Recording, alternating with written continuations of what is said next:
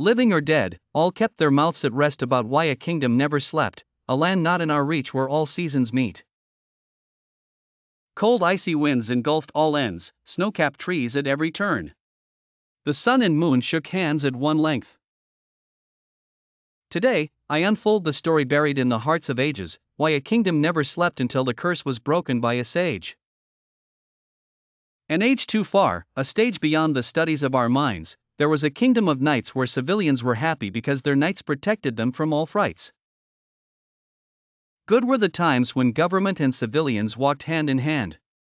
Peace and harmony existed in the land of dreams, where streams of joy and rainbows of happiness flowed in the streets.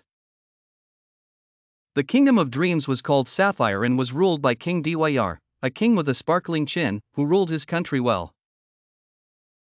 He had a team of 12 knights who worked to maintain peace day and night. But then came the day when the country was raided by the witches of the dark forest. The witches kidnapped the children of the kingdom and enslaved them to work in their land. When King Dyr heard about the kidnappings, he raged in anger. He went in search of the children with his knights. They searched every inch of the land, some went across the sea, some searched in the mountains, but all searches went in vain as they couldn't find the kids anywhere. Then a knight had a bright idea. He proposed that one of them would dress as a child and let the witches kidnap him to reveal where the children were kept.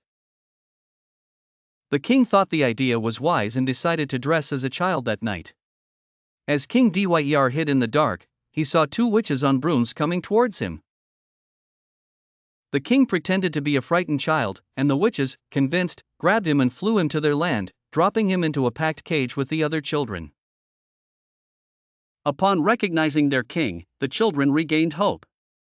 Soon, the witches vanished into the air, and the king shared a plan with the children. Shortly after, the knights attacked the witches, but 2 knights perished in the fierce battle.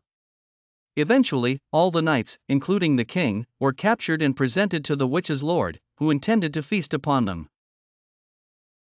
The king concocted another plan. When the demon prepared to eat them, the knight shot fire-lit arrows into its maw, killing it. The witches, in a rage, cursed the king and his people to never sleep again.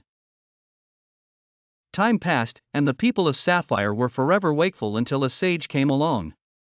Learning of their plight, the sage promised to protect them that night.